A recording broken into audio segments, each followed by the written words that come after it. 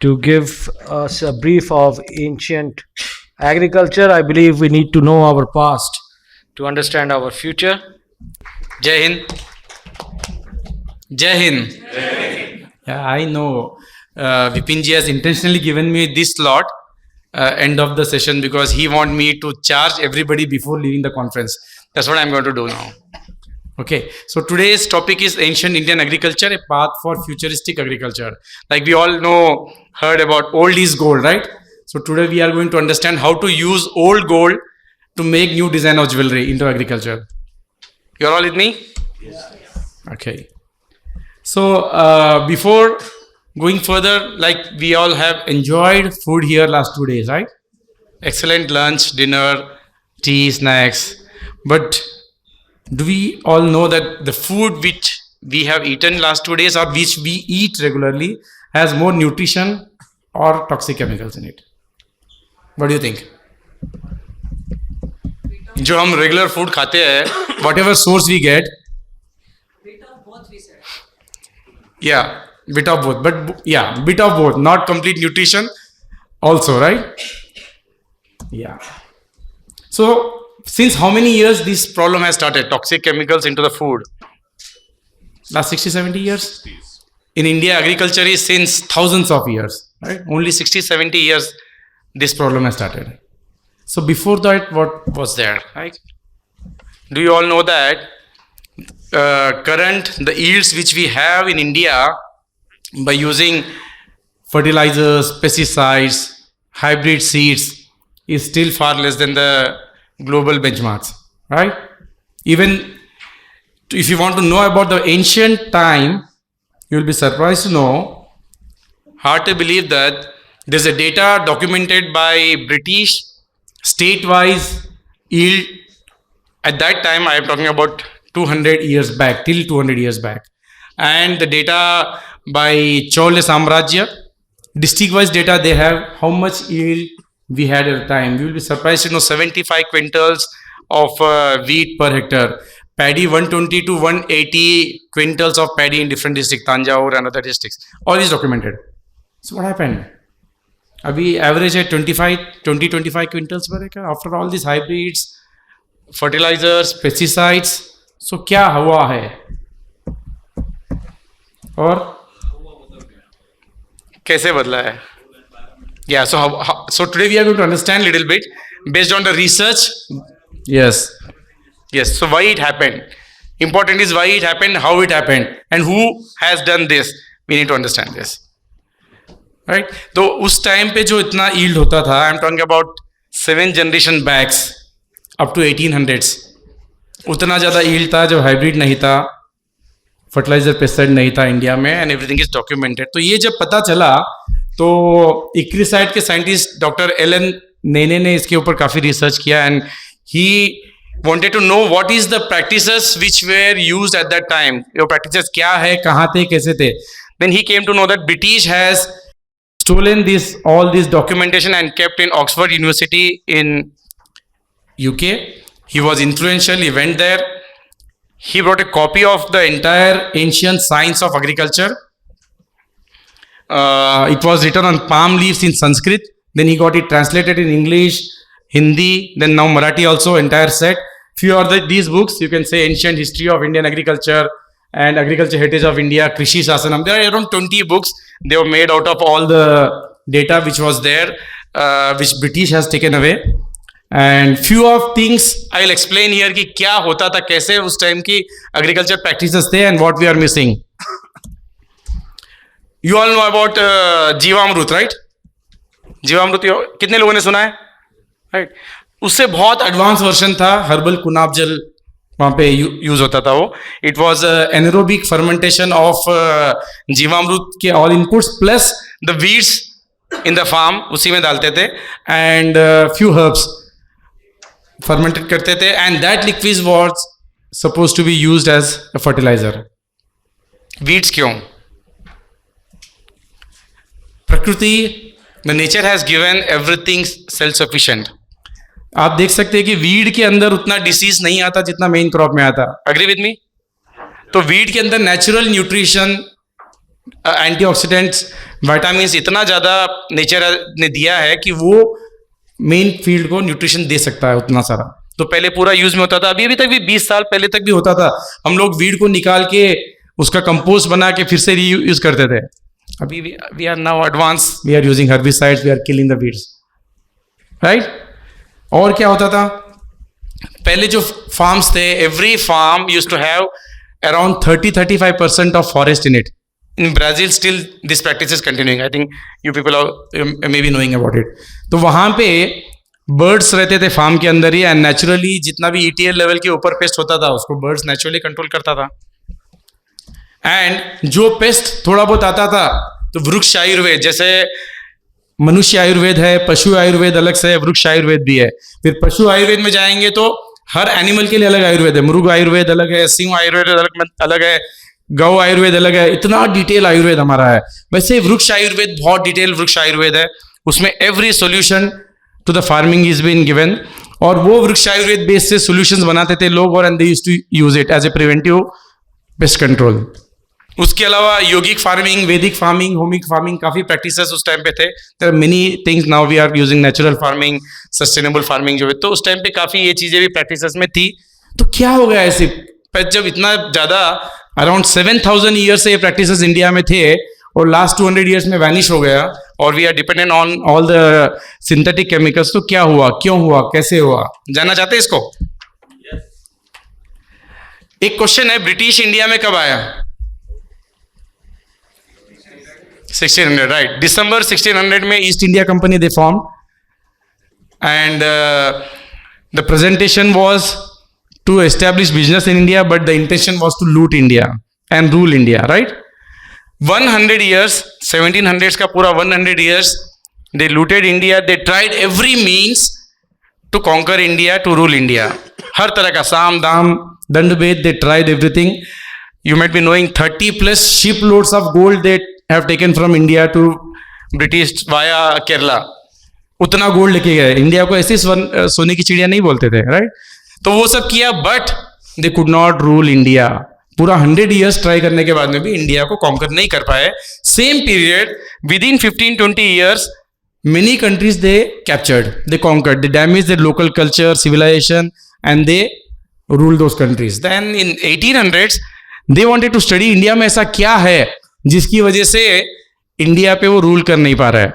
तो Lord Macaulay के under में रिसर्च हुआ। There was a team in India, for years they did research, and on 2nd February 1835 in British Parliament he gave the report. He told, we have traveled length and breadth across India and we have not found a single beggar in India. We have not found a single thief in India. मतलब एक एक का detail document है इसका। कितने गांव ऐसे India में जिनके गांव में घर में दरवाजा भी नहीं है, एक भी चोर नहीं था उस टाइम पे। इंडिया इतना प्रॉस्परस है, इतने समृद्धि है लोग कि पूरे वर्ल्ड को वो चला सकते हैं, उतना धन है, हम उनको खरीद भी नहीं पा रहे।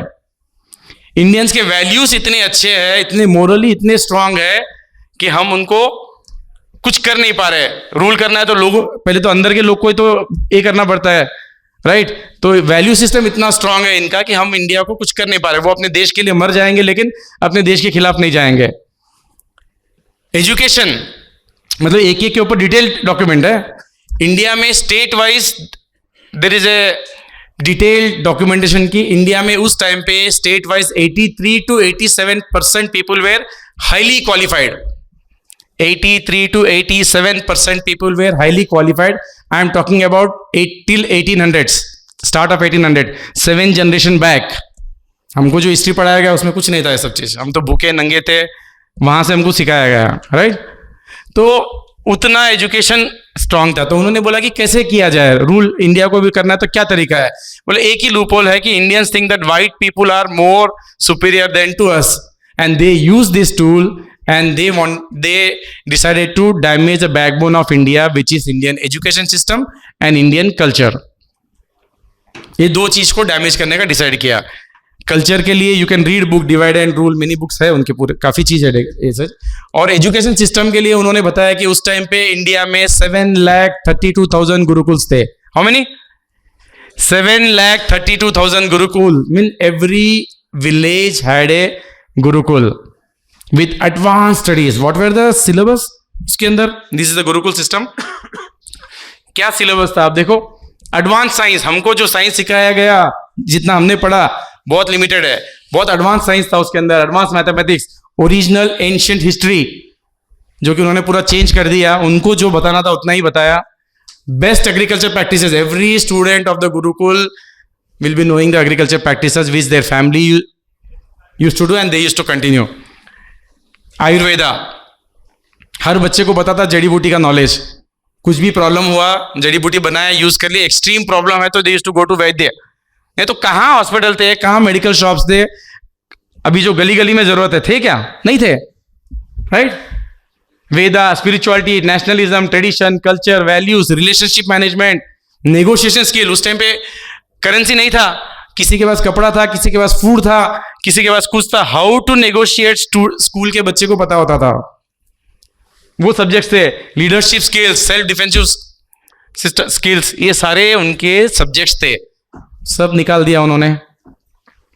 निकाल के हमको जो पढ़ा, हमने जो पढ़ा, इतने जनरेशन है वो लिमिटेड नॉलेज. उसके अलावा क्या किया गुरुकुल में? एक और था कि अगर 30 बच्चे हैं एक जगह पे, एक बच्चा सेकेंड चैप्टर पढ़ रहा है, एक बच्चा 5th चैप्टर पढ़ रहा है, एक बच्चा 8th चैप्टर पढ़ रहा है. That means unless and until you don't become excellent in that chapter, you cannot go to next one. One student will complete his studies in 5 years, somebody in 7 years, somebody in 8 years. But if you are coming out of school, you are excellent. That's why they were producing excellence.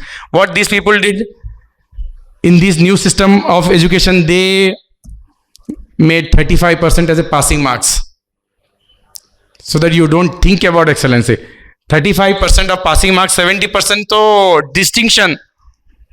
70% मेरा बच्चा distinction आया तो घर में, गांव में celebrate होता. You bloody don't think about 100% was there intention. कि हमारा इंडिया वाला कोई भी 100% तक सोचे ही नहीं. But still our Indians are highly qualified and they are across the world. वो अंदर जीन्स तो कहीं जाएगा नहीं, बट बहुत लोग उसमें 35% में इन्फ्लुएंस होके उनके स्टडीज का बेंचमार्क ही कम कर दिया, उनका टारगेट ही कम कर दिया. ये हुआ है हमारे साथ. So they started converting gurukuls to school. First started in West Bengal and then slowly they damaged the entire gurukul system over a period of time, and now the British school which we all came from, right? उसमें क्या हुआ? Coming back to agriculture, when independence came, there was a population of only 40 crores and we didn't had food sufficient for this 40 crore population. Before, we were in a position to supply entire world, and in the overall period of time 40 crore के population को भी food देने के लायक India नहीं था. We were forced to import food. You all know about it. और हमको जितने भी कॉलेजेस में हमने पढ़ा है, हमको कहाँ से सिखाया जाता है? हम बहुत गरीब देश थे, भूखे नंगे थे, देश में हमारे पास खाने कोई अन्न नहीं था, इंपोर्ट करते थे वगैरह वगैरह से. ठीक है, सिचुएशन था वहाँ का. ओरिजिनल हिस्ट्री नहीं बताया गया बैकवर्ड. तो उस मजबूरी में ग्रीन रेवोल्यूशन आया. That was the need of that time. हम सबको पता है क्या क्या डेवलपमेंट हुआ उसके अंदर. फर्टिलाइजर्स इंट्रोडक्शन हुए, बाकी सब चीजें, पेस्टिसाइड, हाइब्रिड, सब चीज वो पीरियड ऑफ टाइम हुआ, and it was a good success. जरूरत था उस टाइम पे. तो हमारा देखो acreage from 131 million ton to 140 million ton बढ़ा. बट फूड ग्रेन प्रोडक्शन देखो 51 मिलियन टन से 314 मिलियन टन का फूड ग्रेन्स बढ़ा. Fruits and vegetable 25 million ton से 333 million ton. Milk production 17 to 210. Spices 0.02 to 11 ton. Sugar cane 57 million ton to 431 million ton. Cotton 3 to 32 million ton. Oil seed 5 to 38 million ton. It's a very big achievement what our scientists have done to overcome from the situation. Now we are food sufficient in India में. ऐसा कोई आदमी नहीं रहेगा जो food के shortage की वजह से भूखा सोता हो, है कि नहीं? अब किसी का कर्म ही खराब है तो अलग बात है वो, लेकिन फूड के शॉर्टेज की वजह से कोई भूखा नहीं सोता. उतना फूड हमारे पास है आज. बट हुआ क्या उस प्रोसेस में? Quantity has increase but quality has gone down. You all agree with me? Yes. This the data. Reduction in average mineral content in fruits and vegetables in last 70 years. Sodium, potassium, magnesium, calcium, iron, copper, zinc, इतना percentage हमारा fruits and vegetables में nutrition की कमी हो गई है. उसका impact क्या हुआ? आप देख सकते हैं हम लोग प्रैक्टिकल एग्जाम्पल के साथ में, आज से 20 साल पहले जो हमारे दादा दादी नाना नानी थे कितने फिट थे, और आज हमारी कंडीशन क्या है। 30 इयर्स के एज में ही कई लोगों को BP, sugar, thyroid, many diseases है। मतलब ऐसा है कि पहले हम फर्स्ट फ्लोर से नीचे गिर जाते थे, कूद जाते थे खेलते खेलते, आज तो बाइक से नीचे गिरा तो हड्डी टूट जाती है, उतने फ्रेजाइल हो गए हम लोग, क्योंकि फूड में है ही नहीं, न्यूट्रिशन ही नहीं है। What we are eating has no nutrition. और एक एग्जाम्पल हम सब ने देखा ही होगा, 20 साल पहले एक लेबर 100 kg का बैग इजीली उठाता था, आज 50 किलो उठाने वाला हार्डली कोई मिलेगा हमको। क्या हो गया? फूड तो उस टाइम पे भी खाते थे, now also we are eating food. So the food what we are eating has no sufficient nutrient which we need. You are agreeing with me, right? और क्या हो गया? फूड में न्यूट्रिशन की जगह क्या हो गया? Bactericide, insecticide, fungicide, weedicide, nematicide, acaricides are there because they are very much important, but nobody is focused on PHI, pre harvest interval. कोई ट्रेन नहीं कर रहा किसान को कितने दिन के पहले तोड़ना चाहिए, क्या करना चाहिए। हम एक प्रोडक्ट को रजिस्ट्रेशन करने के लिए 1 करोड़ 2 करोड़ रुपए खर्चा करते हैं, इतना टॉक्सिकोलॉजी करते हैं। अगर हमने उसके ऊपर आया कि 1 ml पे प्रोडक्ट यूज किया जाए तो उसका टॉक्सिक नहीं रहेगा, वो 1 ml जाके 3 ml तक नीचे जाता है, तो हमारा टॉक्सिकोलॉजी किया हुआ सब वेस्ट है कि नहीं? उतना अगर 3 टाइम्स हो गया तो हमारा टॉक्सिकोलॉजी किया, CAB रजिस्ट्रेशन, वॉटेवर कुछ भी होगा, एंड कंज्यूमर को तो फूड में न्यूट्रिशन की जगह टॉक्सिक्स तो आ ही रहे। तो इसको हमको सोचने की जरूरत है कि how we can reach people to use pesticide efficiently. There is a survey, there is a report कि if the same situation continues in agriculture, by 2040 30% of the people are supposed to get cancer. 30% of Indian population, 30% means in a family if there are 4 people, father, mother, 2 children, one of the 4 will have cancer. If mother has cancer, family is gone. If father has cancer, family has gone. If any one of the children has cancer, family is gone. This is a serious issue. Apart from this, another thing, do you all like to have take antibiotics? कितने लोग हैं जो antibiotics लेना पसंद करते हैं? लेते पसंद करते हैं? पसंद नहीं करते, लेकिन आप लेते हैं हर दिन, हर दिन लेते हैं। कैसे? देखो, हम एग्रीकल्चर में एंटीबायोटिक्स यूज कर रहे हैं।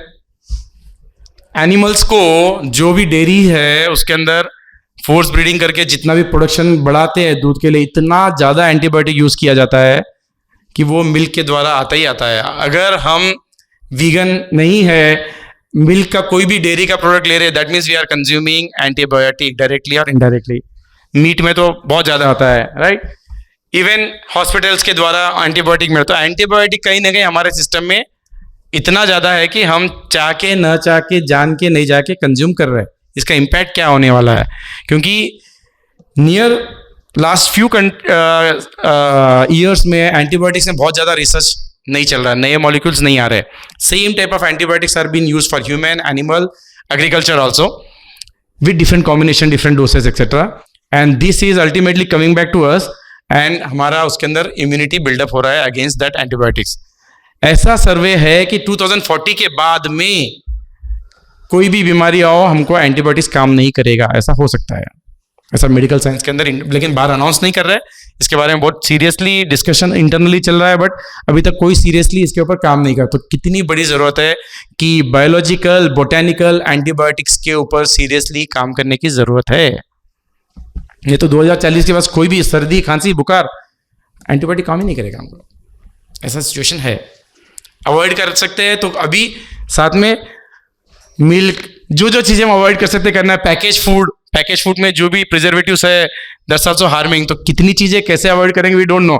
करे थोड़ा बहुत भी करेंगे तो थोड़ी लाइफ बढ़ेगी हमारी, मे बी। सो एग्रीकल्चर में अभी तक हम किसानों को, कंपनी वालों को, सबको अन्नदाता बोलते थे, right? This is picture taken from internet, top 10 companies बोलते हैं यार, नॉट टू मेंशन एनीबॉडी, लेकिन आज कंपनीज वाले, डीलर, डिस्ट्रीब्यूटर, किसान अन्नदाता से विश्वदाता हो गए, जो कि कंज्यूमर को पता नहीं है। सिटी में वाला समझता है कि मैं फ्रूट वेजिटेबल खा रहा हूँ, अनाज खा रहा हूँ, उसके अंदर न्यूट्रिशन भरा हुआ है। उस बेचारे को पता नहीं कि हम सब ने मिलकर उसको पॉइजन खिला रहे हैं। और law of Karma applies in farming also. Law of Karma सब जानते हैं ना? कर्म सिद्धांत. तो फार्मिंग में भी अप्लाई होता है. What we give to plant, plant will return same through food. If you give nutrition to the plant, plant will return nutrition through food. If you give poison to the plant, plant will return poison through the food. Simple. हम plant को जो देंगे वही तो food के द्वारा वापस आएगा हमको. So solution is replace poison intensive farming with nutrition sensitive farming. इस पे हमको सीरियसली वर्क करना पड़ेगा. न्यूट्रिशन सेंसिटिव फार्मिंग पे हमको रिसर्च करना पड़ेगा, इस पे वर्क करना पड़ेगा. So how is it possible?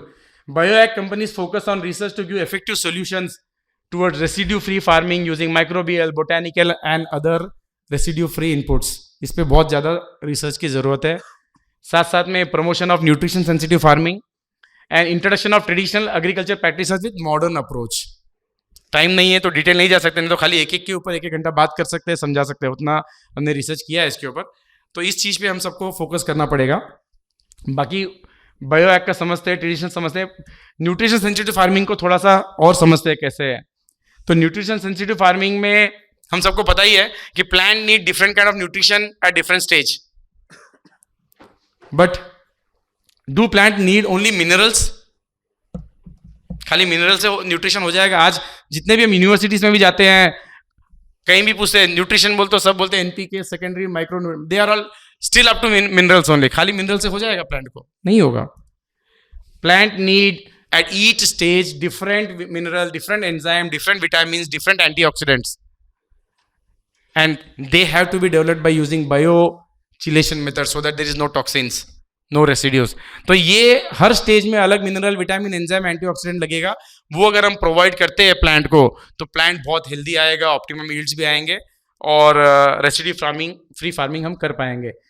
So balanced crop nutrition to be developed with 5 or concept like right nutrition, right dosage, right way, right time, right form, ताकि plant observe कर सके. तो इसके ऊपर हमको काम करना पड़ेगा कि बैलेंस प्लांट न्यूट्रिशन हमको डेवलप करना पड़ेगा by using different mineral, vitamin, enzyme, antioxidant which are required for each crop stage.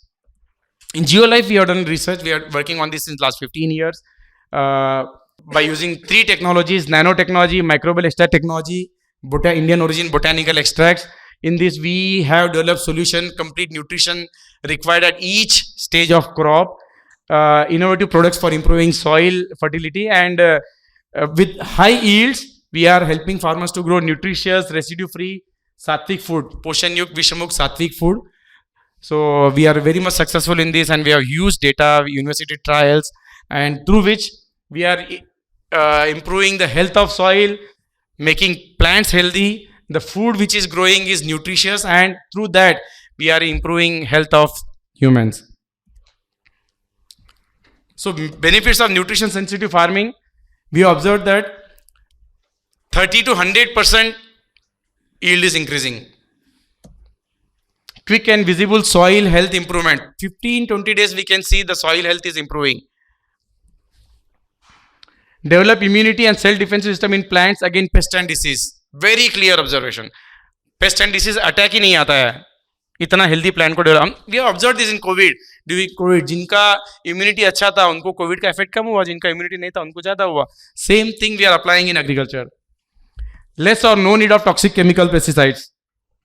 High quality output with good size, colour, taste and shelf life.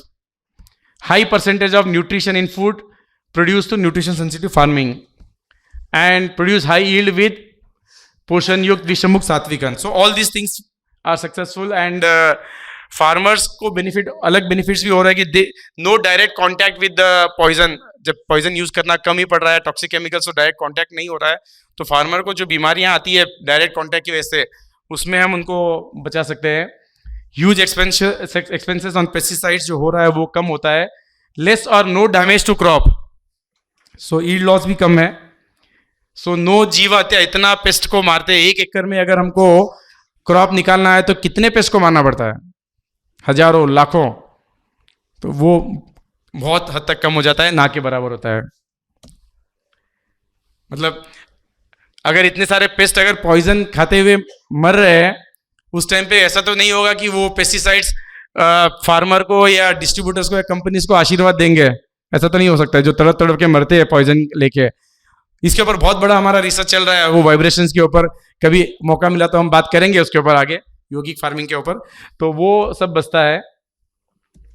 And farmer फिर से अन्नदाता की तरह रह सकता है। एंड जो नेक्स्ट जनरेशन फार्म में प्रॉफिट नहीं हो रहा है बोल के गाँव छोड़ के सिटीज जा रहा है, वो भी बहुत हद तक कम होता है। कई गाँवों में हमने मॉडल बनाया है इसका, और इसको हमने सक्सेसफुल किया है। एंड सोसाइटी के लिए food with high nutrition, increase immunity and self defense system of consumers, leading to less disease and less medical expenses. Food without poison and toxic chemicals will save people from chronic diseases. Consumer will enjoy food with good quality and taste like old times. ये clear observation हमने देखा है कि जो food nutrition sensitive farming से उगता है उसमें टेस्ट बहुत अच्छा होता है, क्वालिटी बहुत अच्छा होता है। क्लियरली ट्रीटेड अनट्रीटेड में we can observe this. And increase in yield will lead to sufficient food for growing population. So all these are possible, and we all do high.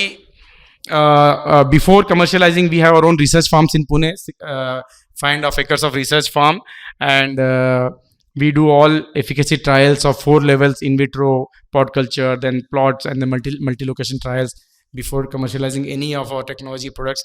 I would like to invite you all people to visit our research farm whenever you get chance. And this is our factory at Jejuri, the new factory at Jejuri. 5 lakh square feet area. We are coming up with the 4 plants. This is the first unit of 84,000 square feet, already operational since last year. The second factory is in construction now. So whenever you have chance, please visit us. We can have discussion. We can guide you, not for business, but because what I believe is only Geolife or only a single company cannot change the entire food chain. If you want to change the entire food chain, then everybody has to work on this. So we are open to discuss, guide people कि भाई आप लोग खुद develop करो अपने अपने इस चीज़ को, और इसको मासस में लोगों तक प्रमोट करो. We are successful, so it's very easy for everybody can move towards it.